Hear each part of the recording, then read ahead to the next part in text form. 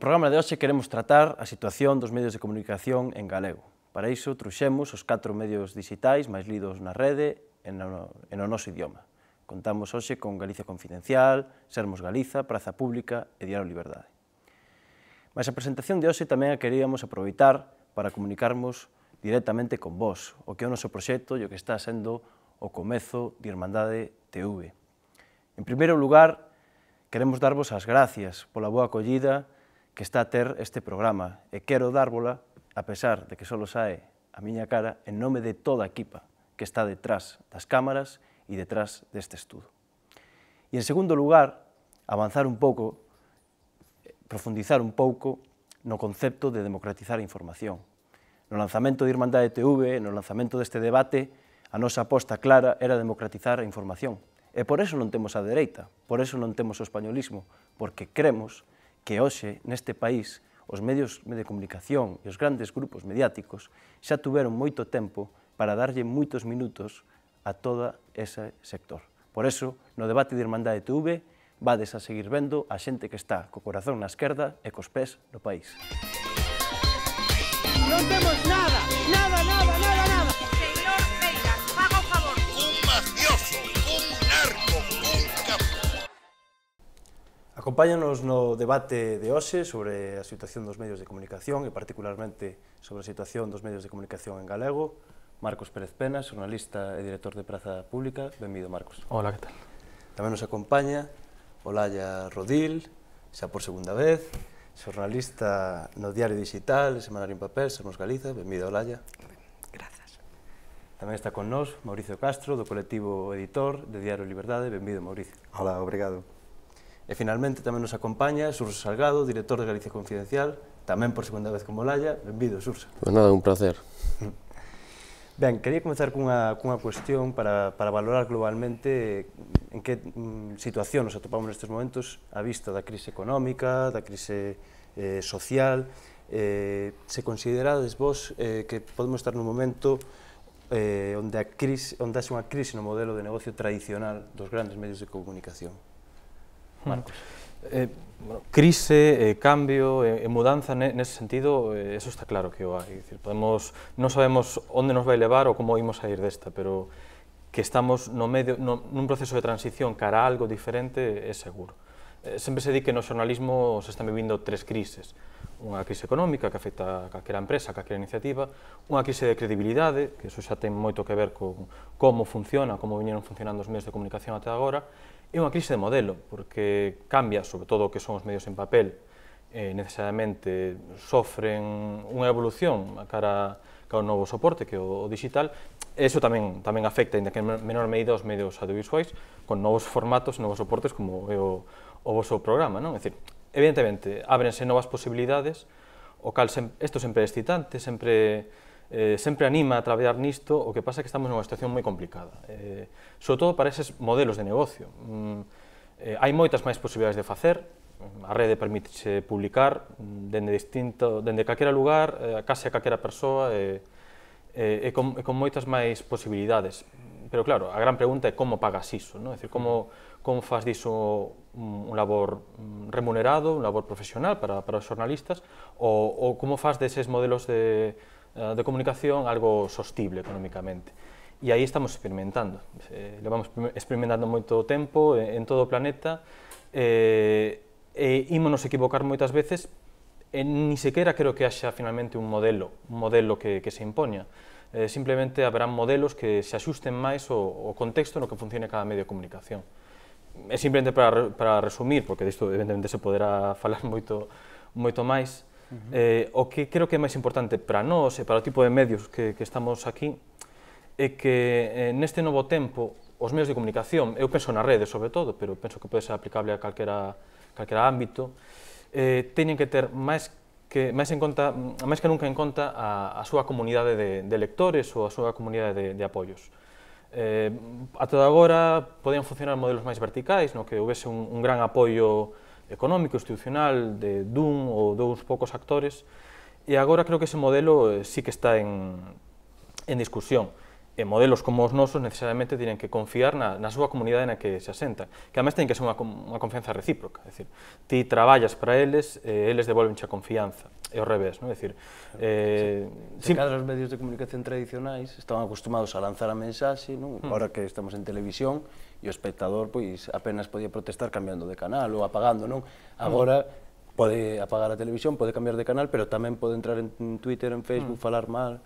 Sí, hai moitas máis alternativas e ademais pola propia especialización que permite tes que ter a orella moi pegada sobre o terreo, non? É dicir, vas ter sempre unha supervivencia moito máis inestable, vai ser todo sempre moito máis difícil, pero eso tamén che vai obligar sempre a responder aos teus lectores, ao teu público, non? Eso dá un pouco de vertixe, pero creo que no fondo para o xornalismo é bo, non sei se é bo para os xornalistas, supoño que non, para a nosa estabilidade laboral ou para a nosa vida diaria seguramente non é, pero creo que para o xornalismo sí que o é.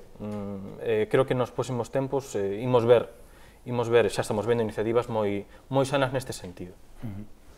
Olaya, como crees ti que está a afectar esta crise no modelo de negocio tradicional? Nós tamén, quizáis, polo proxecto que representamos, un combinado de digital e papel, que é o único caso dos medios de comunicación que estamos aquí, eu creo que fundamentalmente a crise do modelo de negocio tradicional é a imprensa, non? Está absolutamente en decadencia, ben por ese trasvase de público directamente cara ao digital, mas tamén porque se están readaptando as fórmulas de consumo, como ben apuntábades, cara a modelos que permiten esa retroalimentación, é o que busca hoxe a xente en todos os sentidos, tamén na vida política ou na vida laboral.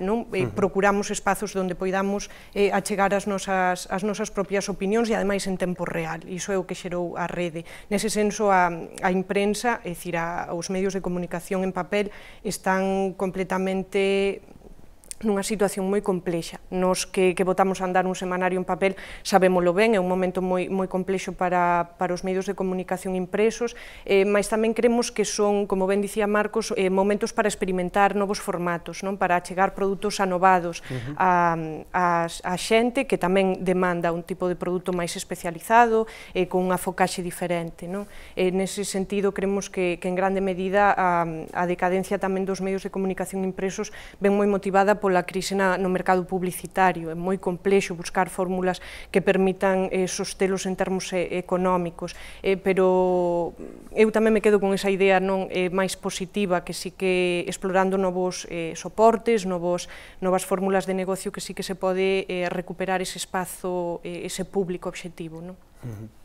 Mauricio, como vestiste este momento de cambio, de crise e de cambio? Bom, no noso caso, na verdade, non temos especial interese no lado corporativo do asunto, do negocio, como tú comentabas, porque seguramente o noso medio é precisamente un dos resultados desas novas vías que se están a abrir para comunicar socialmente a través da rede, de que falaban a Olaya e o Marcos. E non parte dun proxecto empresarial, de partida foi unha asociación cultural legalizada como tal, e que tiña como obxectivo, ou como dous obxectivos fundamentais, un deles, abrir a comunicación a ese novo modelo en que a participación directa da xente converteas non só en consumidores de información que lles chega, mas tamén en produtores, quer dizer, iso que se chama xornalismo cidadao e demais, non? Por outra parte, un labor ao servizo do país en termos culturais, lingüísticos, de unha orientación moito clara do proxecto para o ámbito lusófono. E nesa medida, conseguimos, nestes case 4 anos que vamos facer de actividade, envolver no proxecto persoas, digamos, do activismo informativo máis de base do noso país, de Portugal e do Brasil. A verdade é que a África de fala portuguesa de momento está se resistindo un pouco, tamén porque ten menos acceso a internet, é un pouco máis complicado. Ora, no lado que se estaba falando agora neste momento, no lado económico... Tamén un modelo, vos, desde logo, que eu referíame un pouco a crise no modelo de negocio dos grandes medios de comunicación, dos medios de comunicación tradicionais, que están funcionando moito, despois podemos entrar aí. Con certeza. Xurxo Salgado, Galicia Confidencial, traballa moito ese tema, como, por exemplo, La Voz está funcionando, está mantendo papel, porque ten unha imprenta bastante ben pagada pola Xunta de Galicia, como ten publicidade institucional, o Día das Letras Galegas, cando todos os 4 medios de comunicación que estades aquí non tuvestes publicidade, non? Un pouco nese sentido. Non, eu referíame a que de partida teño que recoñecer que nós non aspiramos nesta fase inicial, nestes primeiros anos, a que o proxecto tivese unha clara viabilidade económica, porque está baseado máis no activismo e no voluntarismo de moitas persoas que en diferente grau contribúen. Temos desde, estou pensando nun fotógrafo portugués que dedica unhas horas por fora do seu horario laboral a enviarnos reportaxes, ou algún xornalista brasileiro que compaxina a colaboración con diferentes medios e inclúe tamén unha pequena colaboración connosco. Quer dizer, é unha cousa moi diversa e que por enquanto non inclúe aínda a parte profesional do asunto ou de negocio, non?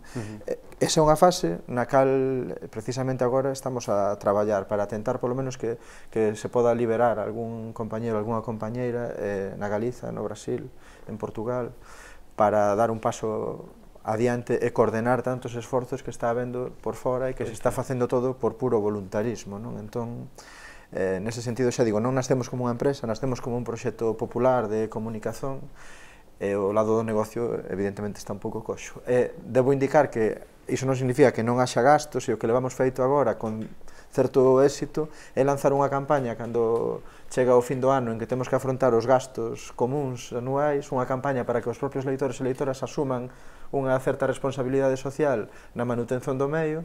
Un pouco na liña que comentaba Marcos de relacionarse con esa comunidade de lectores. Está funcionando, xa digo, relativamente ben, para que non teñamos dívidas, para que estexamos en día no pagamento de todos os gastos que tampouco son tantos, ao non estar aínda profesionalizado. Mas, bon, é evidente que temos que dar novos pasos nese sentido. Xurxo, como vesti este momento? No, estaba escutando ahora a Mauricio, estaba pensando, carallo, iso un pouco foi como naceu, cando non nacemos Galicia Confidencial, pois era un pouco nesa idea, non? Porque era un blog persoal, precisamente, que facía eu porque me gustaba escribir cosas que non me deixaban escribir nos medios nos que estaba traballando naquele momento. É dicir, a ese proxecto se foi acercando moitos xornalistas que querían contar cosas que tampouco lle deixaban contar.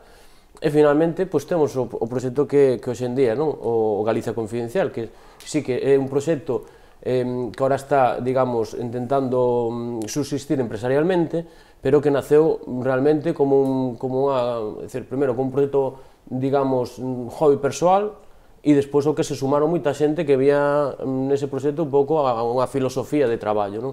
Entón, quer dizer, que nós, pois a diferencia de outros proxectos, non temos unha estrutura sólida empresarial, sin embargo estamos subsistindo, non? E iso é un pouco o que comentaba Mauricio agora, porque esa idea eu creo que hoxe en día, especialmente coa crise que hai nos grandes medios de comunicación tradicionais, por dicilo así, si é certo que están surdindo moitísimas comunidades, moitísimas persoas que están intentando levar a cabo os seus propios, digamos, medios de comunicación, non?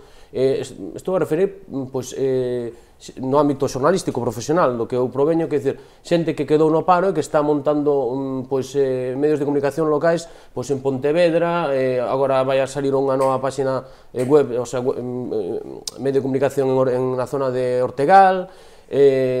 Outro día me falaban dun caso tamén en Vilalba, e temos xa espacios locais funcionando moi ben a nivel mediático, pois na Costa da Morte, con que pasa na costa. Eu sempre incido nos mesmos porque son xente que leva moitos anos na rede e a verdad están consolidados, non? E eu tamén vou poñer o punto nun aspecto que me parece fundamental, que é os medios en galego, porque non sei se afortunadamente, eu penso que sí, os medios en galego, a gran parte dos medios en galego, non todos, e despois explicarei por qué, non fomos contaminados por un xermen terrible que se chama subvencións.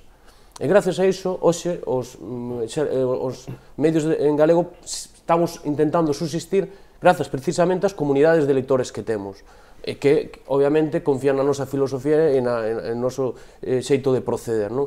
Eu falo dende a óptica do Galicia Confidencial, pero creo que todos os que estamos aquí, é dicir, compartimos esa idea. Hai un grupo de xente detrás que confía neses medios, o sea, cree no que eses medios están contando, porque realmente non están contaminados, digamos, desde un punto de vista institucional, non? Entón, esta vertente é fundamental remarcala, porque eu creo que si hai un resurdir dos medios, especialmente en galego, con proxectos propios. Esta televisión, por exemplo, é un bo exemplo disso, non?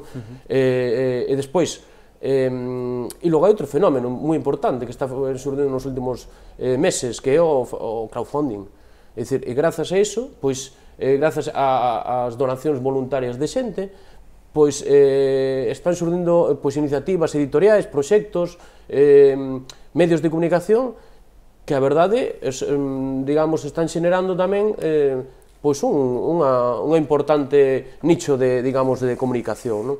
Eu, ademais, son moi optimista neste sentido, no dos medios de galego. Hubo unha época na que morreron moitos medios en galego, lembremos Vieiros, lembremos... O fatídico 2011. Efectivamente, é dicir, ademais, eu vivín de preto porque eu traballaba nun medio que pechou, pero, dicir, ao final acabou pechando a nosa terra, o Correo Galego de Galicia Hoxe, é dicir, varios medios que foron caíndo, a verdade que foi un trauma, e, sin embargo, dende a cinza, afortunadamente, 2012, trúxenos Praza e trúxenos Sermos Galicia. Efectivamente. Marcos, querías matizar unha cuestión? Sobre iso, é que parece que o estar afeitos a vivir na pobreza, en certa maneira, non? E até que sustir con moi poucos medios, no fondo, neste novo tempo no que eso é o obrigado, é o contexto que rodea todo, é-nos un pouco máis fácil, entre aspas, non? E tamén porque sí que houve medios en galego que dependeron das subvencións, pero en realidade ese evidentemente nunca foi o máis importante, non? En cambio, sí o foi para outro tipo de medios. E o novo tempo tamén te obriga a vivir sen subvención, e obriga a vivir dos teus lectores. Eu creo que agora, que no fondo reaximos nos últimos 2 anos, supoño que unha pregunta que xurdirá aquí é dicir, bueno, como estamos os medios en galego? Pois, ben non estamos, pero dende logo estamos mellor que 2 anos. Se cadra, o seguinte reto, non sei se é un reto inmediato ou temos que pensar en termos de medio prazo, asentar iso e conseguir unha base económica que nos axude a profesionalizar e a facer destes medios algo máis que medios de resistencia ou algo máis de medios para que unha comunidade se conte a si mesma o mundo, non? É dicir, que sexa un medio para contar o mundo tamén aos demais. E iso creo que aí hai moito, vai haber moitas eivas, vai haber moitos factores externos, pero tamén depende moito de nós, depende moito de como saibamos manexar as nosas potencialidades e manexar as novas técnicas, sobre todo na rede. De nós e dos lectores, cuidado. Sí, por iso, non, é dicir, a iso hai que chegar, pero o primeiro esforzo é nós, é dicir, ti, o primeiro, máis aló de que a Xunta che denega a subvención, que iso é como dicir que a auga molla, non, é dicir, este goberno sabes que non che vai dar unha subvención, non, é dicir, tens que contar con iso. O principal é facer un medio de calidade, un medio atractivo, un medio que a xente ni sequera lea porque este en galego, incluso que haxa xente que o lea a pesar de que este en galego, non? É dicir, que le contes cousas que os outros non che están contando. E unha vez que consigas iso, pois o campo está aberto, nese sentido. É dicir, eu non sei por que me despertei así moi optimista tendo en conta a situación, pero o bo desta situación tan inestable, tan caótica, que non é nada escrito. Agora que comentaba Xurxo, non? Tamén o comentabas ti, como credes que neste momento actual a saúde dos medios en galego, Olalla? Unha saúde complicada, moi complexa, non? Un pouco polo que xa se ten comentado, non? Nacemos por militancia e porque hai un grupo de persoas que entenden que se necesitaban non só medios en galego, senón que contasen a realidade dende outras perspectivas que non fose ese pensamento único, non, esa tábula rasa que se instaurou neste país cos medios de comunicación convencionais e dominantes, non? Claro, nós temos, todas as que estamos aquí, temos ese pequeno grupo que entende esa necesidade, esa urxencia, non, e o apoia. Evidentemente hai que seguir aumentando ese número de persoas que teñan vontade de facer pervivir estes proxectos, porque o que é evidente é que nin o poder, nin as institucións actualmente nos van a apoiar, como ben xa se dixo. As campañas publicitarias o Día das Letras Galegas nin sequera se repartiron entre os únicos medios de comunicación que empregan íntegramente o galego como lingua vehicular, non? Senón que mesmo se nos combate. Eu lembro algunha experiencia no Consello da Xunta onde se nos negou a palabra, por exemplo, pois porque non interesa non só como contamos as cousas, simplemente que as contemos, non? A saúde é complexa, pero hai moita vontade, e hai moita vontade por parte do pobo tamén que xurdan proxectos como os que estamos aquí, e proba diso é que nos existimos, non? Xurxo, como vestías saúde? Comentabas antes que 2011, comentábamos que fora fatídico.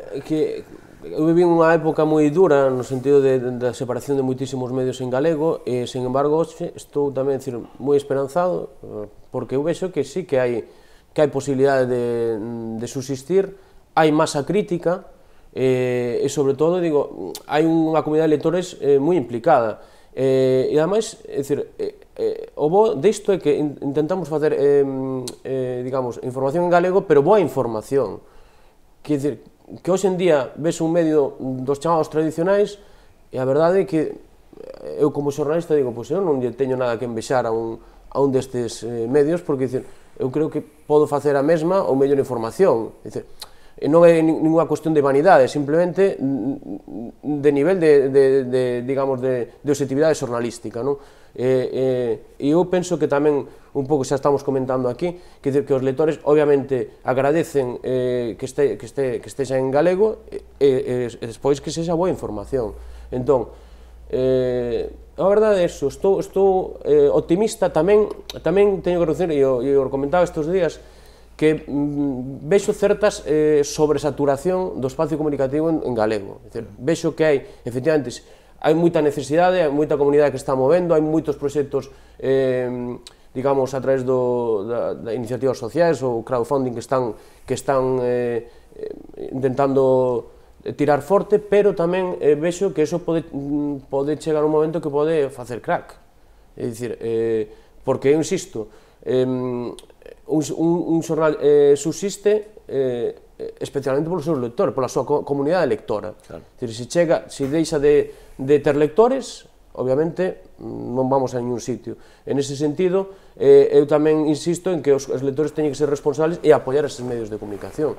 Senón, estamos vendo que publicitariamente está moi mal a situación, que a nivel institucional os medios en galego temos aínda moitísimos problemas porque, a pesar de que a Lei de Normalización Lingüística estipula a axuda a medios en galego non se está cumprindo e das axudas a medios que poñen nunha noticia unha frase en galego porque a dixo un paisano, e iso xa é considerado que falan en galego e, a pesar disso, estamos resistindo. Eu digo resistindo porque eu penso que hoxe en día o xornalismo en galego é resistencia.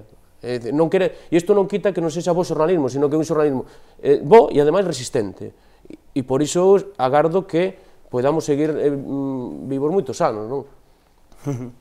Mauricio, iba saindo aquí de unha maneira a ligazón, desde logo no vosso caso eu penso que así é. Crees que en xeral pode haber un paralelismo entre ser un medio en galego e intentar ofrecer diferentes contidos, outros enfoques, tanto no voso caso de Día da Liberdade como que se está vendo, non? Porque Xurxo se consideraba, o Laia tamén. Existe un paralelismo entre facer xornalismo ou información en galego e esa visión de esquerdas ou anticapitalista ou, en todo caso, crítica co poder? Sí, eu diría que existe un paralelismo, sobre todo, cando se fala da viabilidade ou da potencialidade futura dos medios, existe un paralelismo entre as potencialidades ou a viabilidade futura do país e a súa posibilidade de contar cunha rede mediática, vamos dicer, normalizada, como coa que conta calquer outro país. Na medida en que a Galiza consiga ir para diante e construirse nacionalmente, contará seguramente cun espazo comunicativo como lle corresponde. Os medios institucionais e as propias institucións a día de hoxe o que fan é combater esa posibilidade e por iso utilizan o diñeiro público de maneira claramente fraudulenta para financiar todo o que supoña non construir espazo comunicativo galego, de maneira, repito, fraudulenta, porque mesmo o diñeiro da normalización lingüística vai para La Voz de Galicia ou para grandes corporacións mediáticas que non é só que non utilicen o galego ou utilicen de maneira anecdótica, é que combaten ideolóxicamente a posibilidade de construir un espazo comunicativo galego e un país coa súa lingua normalizada. Entón, por iso digo que vai, igual que o tema da lingua ou calquer outro tema, vai ir no futuro ligado á propia viabilidade nacional galega, pois no caso comunicativo acontece o mesmo. Na medida en que sexamos capaces de dar viabilidade, de crear espazos, de aumentar esa masa crítica, de crear consciencia en todos os ámbitos, pois tamén no ámbito comunicativo será así. Eu o que si quería subliñar é unha posibilidade que temos aberta, coa que non contan outras nazóns en situación parecida. É algo que nos ensaiamos desde o Diario Liberdade desde o primeiro día, que é a nosa reorientación cultural para o ámbito lusófono, para os países que no mundo falan a nosa lingua. Isto que se cadra durante moitos anos non pasou de retórica e que retóricamente todo o mundo asume, eu creo que nós temos o pequeno mérito de telo levado á práctica e demostrar que funciona. Quer dizer, o Diario Liberdade, por exemplo, no caso do Brasil, está tendo unha resposta impresionante. O noso banner é incorporado por toda a rede de medios populares brasileiros como un máis, de información alternativa e anticapitalista. O número de visitas, pois, eu non comprobei isto, mas probablemente sexamos a páxina galega con máis accesos do Brasil, porque é impresionante o nivel de acceso que temos. É un campo que por propia incapacidade non estamos a atender como poderíamos e deberíamos. Mas hai unha potencialidade enorme que en xeral, non só no ámbito comunicativo, mas aquí estamos a falar de comunicación, non está a ser aproveitado. E non estou a falar simplemente de ortografía, estou a falar de conteúdos, de todo o que o Brasil pode ofrecer, por exemplo, a nivel cultural, a nivel de movimentos sociais, ou no caso de Portugal, que está aí ao lado. Eu creo que é importante que mentalmente rompamos no ámbito comunicativo esa fronteira mental española que parece que nos condena a ser 4 provincias que están subordinadas a unha dinámica superior que é a de Madrid, que pertence a un espazo lingüístico cultural internacional moi potente, que eles si aproveitan. O caso do El País é claro, que ten unha dimensión latinoamericana enorme, con edicións propias, o El Mundo tamén o está a facer. Entón, eles fano. Nós tamén, na nosa capacidade, que evidentemente non temos un Estado por trás, non temos grandes empresas por trás, mas na medida das posibilidades e das oportunidades que a Internet e as novas tecnoloxías nos ofrecen, deberíamos incidir por aí. Creo que nos está a ensaiar suficientemente e é unha ferramenta máis para garantir esa viabilidade no sector, que debería ensaiarse. Desde logo, a existencia de la liberdade demostra que é unha proba de que iso funciona. Ben, recentemente vende nacer a Asociación de Medios en Galego, conformadas por 11 cabeceiras no seu comezo. Quería plantexarvos, hai algúns medios, por exemplo, no caso de Diario Liberdade, que non está, quería plantexarvos, por unha banda, que obxectivos pode cumprir esta asociación, máxime nesta conxuntura, como antes comentaba Marcos Pérez, con este goberno que ten claramente uns intereses moi marcados. Que obxectivos pode cumprir esta asociación, ou no seu caso, que eivas pode ter a asociación para cumplir esos obxectivos iniciais, plantexase na súa declaración constituinte, por exemplo, a cuestión da lei de publicidade institucional, non sei, como valoras ti, Marcos, o nacemento desta asociación de medios en galego? Eu creo que era algo necesario, simplemente o feito de ter un espazo de encontro, é dicir, un lugar onde xuntarnos, porque ademais temos cousas en común, ademais da lingua, que é evidentemente algo que nos une e que ademais nos vai a unir en certas reivindicacións cara a administración e certos obstáculos tamén fronte á administración, somos medios moi semellantes nas nosas necesidades, no noso tamaño, é dicir, somos medios pequenos que sempre está ben que teñamos un punto, un lugar onde facer sinerxías e un lugar onde compartir experiencias. E se cadra desa unión e dese encontro, pois, atopar fórmulas para buscar publicidade conxuntamente, os medios impresos, non sei, para distribuirse conxuntamente ou para imprimirse conxuntamente, os digitais para intercambiar contidos, sempre imos ter problemáticas comuns e tamén cosas que podemos poñer en común para facernos máis fortes. Creo que eso é o comezo de todo, e así é como realmente como se pensou cando empezou hai 2 anos o tema das vitaminas para o galego, que acabou derivando nesta asociación, que ademais, simplemente para facer unha introducción, e creo que despois podemos seguir falando, ten algo positivo con respecto á súa predecesora, en certa forma, que era a AME, a Asociación de Medios Escritos, que se cadra tiña era máis restringida en orixe, na súa concepción. Primeiro, a máis dirixida só a medios escritos, medios impresos, medios escritos, perdón, e tamén máis restringida, en certa maneira, en canto ás normativas que aceptaba, ou que... É dicir, creo que agora conseguiuse algo máis positivo no sentido de deixar a man aberta e de prácticamente dicir, bueno, imos facer algo, despois, unha vez que estemos todos dentro, imos decidir o que somos e o que podemos facer con ese artefacto.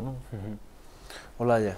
Un pouco que dicía Marcos, non? A unión fai a forza. Iso era algo que todos os medios de comunicación tiñamos claro, que por separado era moi complexo reaxer, non? A ofensiva que lanzaba o goberno, a situación política, económica e social que vive o país, e que era necesario prácticamente unha urxencia que tomásemos parte dun mesmo espazo colectivo cuns obxectivos que todos tiñamos, como xa se apuntou, basicamente intentar facer un grupo, non vou dicir un lobby, pero sí un grupo de presión para intentar ocupar o espazo que nos corresponde a priori por dereito, como se dicía xa coa lei de publicidade, e noutras leis que xa están, como comentaba antes Xurxo, que xa están promulgadas hai 30 anos e que aínda así non se están a cumprir. Era unha necesidade, era unha urxencia, é algo que aínda está por construir, que acaba de nacer hai pouquiño tempo, que se incorporarán, non me cabe a menor dúbida, novos proxectos que teñen moito a ver cos proxectos que xa integran e que pretende exercer un pouco, pois iso, como dicía, como unha especie de grupo de presión colectivo no que tamén se poida partillar proxectos conxuntos e dar pé a novas iniciativas. Mauricio, nestes momentos Diario Liberdade non está, ou aínda non está, mas... Pero estará, non? Quede claro, Ok, sí, pois oxalá podamos estar en breve. De momento non tivemos ocasión aínda de nos integrarmos, non recebemos aínda convite, mas seguramente está en trámite, foi a carteiro. Fora diso... Que podemos esperar, un pouco a hora de conquerir obxectivos? Sí, eu creo que está dito, que é a idea de que exista unha parcería colectiva entre cantos máis medios mellor para facermos forza en cousas que non son comuns.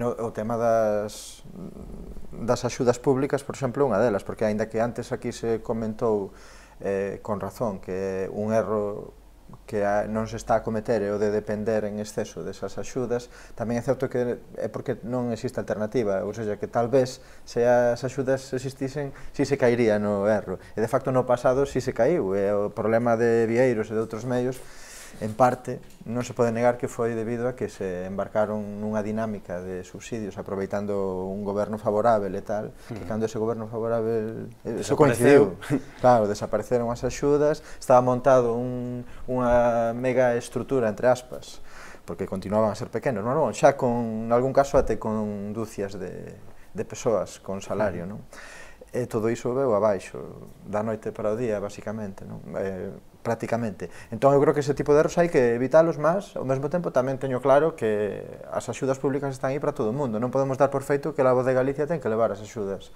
para o galego, porque non é así. Aquí todos e todas pagamos os nosos impostos e o diñeiro ten que ser para a utilidade pública e non para o lucro de corporacións que son as que están papando prácticamente entre 2 ou 3 todo o diñeiro público que debería ser destinado a unha obra de utilidade social como é a asistencia de medios en galego, sobre todo no noso país, en que hai unha situación tan dramática en termos lingüísticos e culturais. Entón, eu creo que a asociación debería servir para iso, entre outras cousas.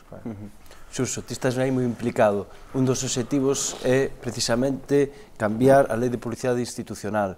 Podemos agardar algo nesta legislatura, vai haber que agardar por outro goberno. Por que é necesario tamén, para que a xente nos entenda, por que é necesario cambiar esta lei de publicidade institucional? Basicamente porque a lei non, dentro a miña óptica, e penso que da moitos medios de comunicación en galego, non reflite a realidade da situación, é dicir, obviamente estamos falando de que os medios que estamos aquí prácticamente recibimos pouca ou casi ningunha axuda institucional, e é certo tamén que, como apuntaba Mauricio, é dicir, non é que digamos non as axudas institucionais, senón que as axudas institucionais son diñeiro de todos os galegos, é diñeiro meu, diñeiro teu, que, sen embargo, a mí non me está axudando a grandes corporacións mediáticas que están recibindo, ademais, un montón de cartos por outras vías. A Santiago Rey, por exemplo, sí que lle axuda, non? Por exemplo, como a Santiago Rey, podemos falar todos os grandes corporacións mediáticas, non vamos a falar aquí de como se reparten os pastéis mediático, por todos o sabemos, é dicir, a La Voz, o Grupo Voz ten o seu, o Grupo Prensa Ibérica, que é dicir Faro de Vigo, La Opinión ten o seu, depois o Grupo A Rexión, o Grupo El Progreso, todos, é dicir, aí as grandes familias mediáticas deste país teñen todos parte nesa tarta. Entón, é dicir, a ver, e precisamente unha das cuestións que se plantexou cando se creou a Asociación de Medios foi precisamente, a ver, por que nos non, é dicir, non é que queiramos vivir diso, pero temos o mesmo dereito que calquera outro medio de comunicación a percibir esas axudas que son de todos os galegos, insisto, non estamos pedindo ni máis ni menos, simplemente unha equidade. Que a equidade chámese número de leitores ou número de distribución de papel, o que queiras, eso podemos sentarnos nunha mesa e falalos, e precisamente nesa lei de publicidade institucional haxa que falar con quen haxa que falar, me refiro porque, bueno, a min isto de que o Parlamento, obviamente, si, o Parlamento é finalmente quen acaba legislando neste país. Pero temos unha maioría absoluta, non? Claro, pero o Parlamento está configurado, é dicir, estes diputados foron elegidos por toda unha sociedade. Exacto. Nós, os medios que estamos aquí, representamos a parte desa sociedade.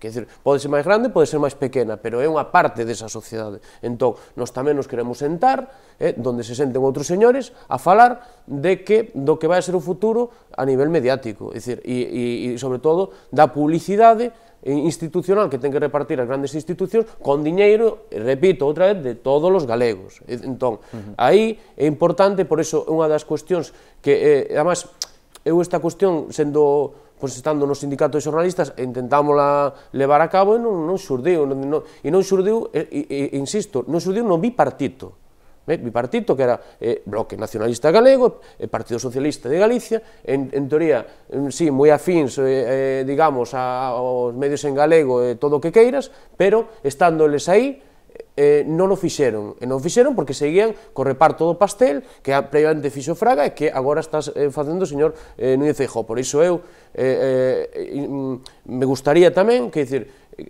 isto servira para que os partidos que agora están na oposición asuman uns certos criterios que logo, se chegan a estar no poder, chámese Bloque Nacionalista, chámese Partido Socialista, chámese AGUE, realmente os cumplan, porque non vale estar 4 anos ou 6 ou 8 ou 16 na oposición dicindo unha cousa e chegas ao poder e faz a contraria, porque se todo o sistema de medio de comunicación está pervertido, non está pervertido só polo Partido Popular, sino hai uns certos criterios políticos, e non vou a entrar en nomes nin en partidos concretos, que o están pervertindo. Entón, o que se trata tamén que haxa unha voz profesional, e por iso, en parte, xurdiu esta Asociación de Medios en Galego, que, insisto, xurdiu, xa o dicía Marcos, como unha iniciativa que foi Vitaminas pro Galego, que era precisamente para darlle vitaminas, neste caso, económicas, ao galego, gracias a iniciativas de crowdfunding, que entón tuvemos unha resposta moi importante, e a partir desa resposta vimos que había posibilidade de seguir ampliando un poquinho eses obxectivos. E eses obxectivos son non só económicos, tampouco, insisto, non só é a lei de publicidade institucional, que sí, que é importante, sino tamén outros aspectos como é o futuro dos medios de comunicación en galego, a colaboración entre os medios de galego e, sobre todo, unha cousa que a mí, porque quero insistir nisto, a profesionalización dos medios en galego e que a xente que traballa en medios en galego traballe ben. É dicir, porque isto tamén é importante. Para ir fechando o debate, subvencións sí, subvencións non, con condicións... Claro, era un pouco o que decía Xurxo.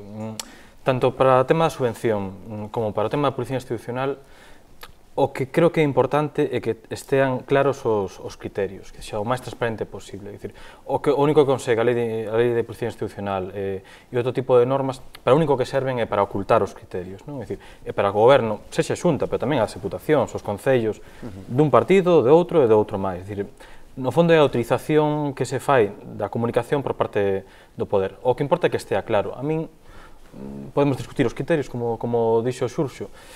A ver, eu non creo que haxa nada de malo en que un medio de comunicación reciba subvención, o mesmo que non hai nada de malo en que unha empresa automobilística reciba subvención ou unha pequena empresa. É dicir, o Estado está para algo, non? É dicir, está para regular a economía nese sentido, para dar algunha axuda nun momento.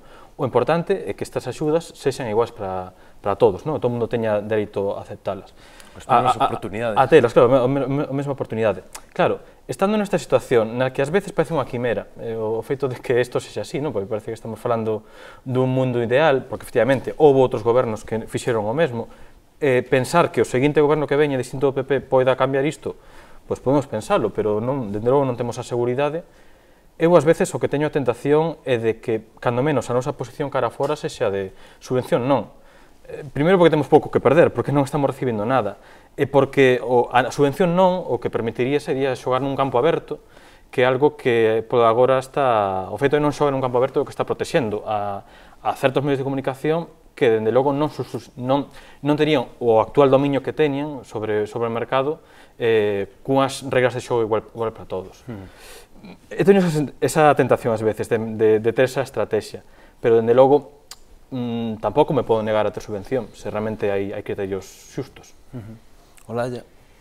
Eu creo que subvención sí na súa xusta medida, é dicir, non até o punto de cometermos o erro que xa se ten cometido de que a viabilidade dun proxecto comunicativo ou do tipo que sexa, tamén no eido máis empresarial, dependa únicamente do subsidio da administración pública, mas si subvencións naqueles aspectos que, como dicía con anterioridade, nos corresponden, é dicir, existen unhas axudas públicas para promover o proceso de normalización de uso da nosa lingua, é certo, é evidente que de facto somos os proxectos que estamos aquí, máis outros que non o están, pero se integran esa asociación, e os únicos que promoven esa normalización lingüística, polo tanto, nese senso, axudas sí. Logo, hai que ver como, xa se ten falado tamén, como se reparte un pouco ese diñeiro público, é dicir, non todos son subvencións, non estricto senso, porque a publicidade institucional, como foi o caso das Letras Galegas ou de outras campañas de publicidade que emiten as consellerías ou a Xunta no seu conxunto, pois que tamén poderían ternos en conta, non? Sermos receptores desa publicidade. Logo, que hai é que procurar buscarmos fórmulas de autofinanciamento, é dicir, persistirmos por nós propias, porque será o que permita que nos manteñamos no tempo e despois que non nos vexamos abocadas ao final a bailar a auga a quen me está dando de comer, non? Que foi o que aconteceu nalgúns casos. Un pouco na idea da que falamos ao principio de que sexa a comunidade leitora que tamén empurre, non? E axuda a soster estes medios. Iso é evidente, a xente, creo que aí está quizáis o quid da cuestión hoxe en día, que é procurar que a xente, dada a situación que hai actualmente nos medios de comunicación, sobre todo no digital, entenda que ten que pagar pola información. Gostemos máis ou non da idea, pero sí que ten que procurar a comunidade leitora manter vivos os proxectos nos que acredita, porque o que é evidente que queremos uns medios de comunicación profesionais, pero tamén hai que pagarlle a xente polas horas que dedica a ese traballo, non? Queremos información de calidade, pero a información de calidade custa pois o soldo dunha persoa, o local, a impresión, recursos, desplazarse, evidentemente, non? Eu creo que iso, subvención sí, pero na súa xusta medida.